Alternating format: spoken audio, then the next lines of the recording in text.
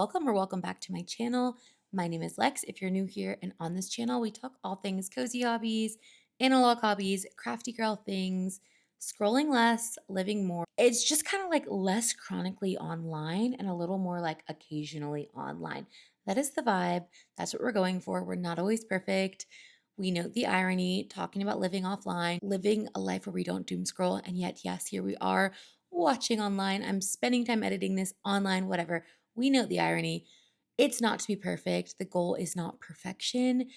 Really, truly, we are just out here trying our best, trying to take our lives back. Because if you're a millennial like me, and even more so if you're watching this as someone who is Gen Z, regardless, for the majority of us, what we've known for most of our lives is online spaces, social media, scrolling. So at this point, most of us are probably past the point of addiction. Anyway, that's a whole nother thing we'll get into at another time.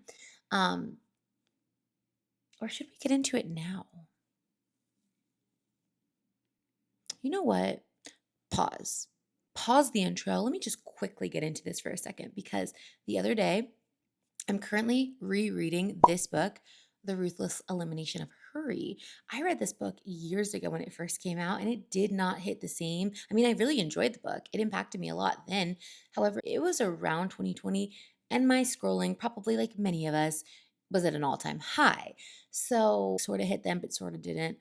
It's hitting now. It really is. And I just got to this section of the book where he's talking about social media as the socially acceptable addiction. And I'm just like, yes, TTT, because right now, at least for me, a lot of the content I'm consuming is content encouraging me and us, the viewers, to get off your phone, take your life back, because it really is that serious. As a mom, I'm like, yo, I have got to get this under control. Yes. Yeah, that was a real life interruption and not a paid actor. That was my actual child. But I'll just say, but even that, it's like I carve out certain times of day. This is like currently quiet time, rest time.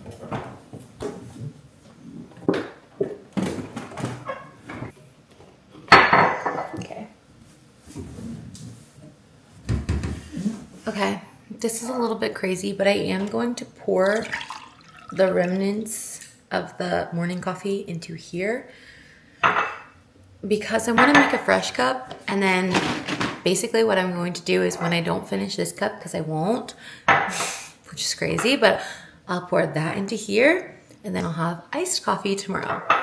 Does anyone else ever do weird stuff like that?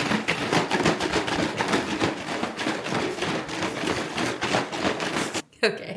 Anyone else ferociously shake their creamers? Pumpkin spice, which I know, but I do love fall. My husband actually got those though. And then vanilla. This one I don't love at all. Like I don't like this creamer at all, but when you mix it, we really only have 2 of these right now because we had an event the other day. And so, yeah, we wouldn't normally have 2 giant sized creamers at our house, but we had this event, and so we gotta use them, of course, before they go bad. So, creamer, I'll add the coffee, I'll add a little cinnamon, and then what I've been doing, which I saw on TikTok, and it's been changing the game for my coffee, a sprinkle of salt, like high quality, the Maldon sea salt, that's what I use. I was so skeptical at first putting salt in my coffee. I was like, girl, what are you doing? But no, girl, it's delicious. And she actually, she said it was good in like her lattes, which I'm like, this is just regular coffee and it's divine. It really, she said it, I think what it does is it cuts the acidity and then you don't need as much sweetness, like even from the creamer. I still do about the same amount of creamer, but a little less. But I can so see how with a latte, you don't need as much sugar. Like you obviously, you add maple or sugar, brown sugar to your lattes, but you won't need as much with the salt because it cuts it. Anyway, right on schedule. Right on schedule. My kids are down. So let's finish making a coffee and then we're all gonna go sit on the couch and read. Yeah! And then this is the salt we'll use.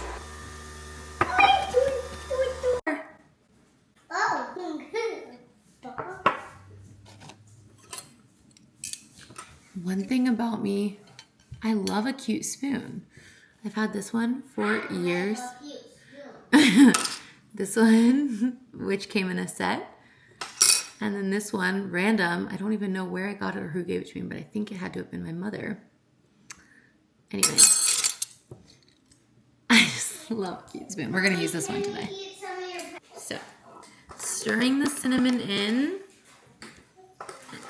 and then adding in literally just a little pinch, but like that, just like a little bit of salt.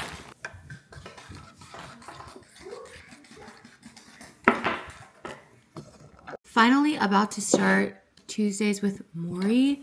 I got this at the library about a week ago, and we're gonna get to it right now. We'll see how long I can read with my kids, but this book is quite short, so I might be able to finish it when they sleep later tonight. We'll see. But also, just the other day at the library, finally got off the wait list to get the physical copy of The Burning Side, which I started on Libby, didn't finish. I got 51 or 61% of the way through, didn't finish it, and then it returned before I could do the airplane mode hack. So don't have it, and the reason I'm not going to read this right now is because I recall that where I left off it was quite heavy, and that's not the mood or the vibe for reading around my children. But again, as like a note or as like a tip, as a note, tip, trick, hack, I don't even know if you can call it any of that, but like giving your kids Magna-Tiles, books, and Play-Doh while you're trying to read. Specifically, I do that when I'm trying to read my Bible. It can buy me at least 30 minutes, if not more, depending on, you know, moods and attitudes. So let's stop yapping and wasting time and let's start reading. Yes, and I have books to read to them too, so let's do it.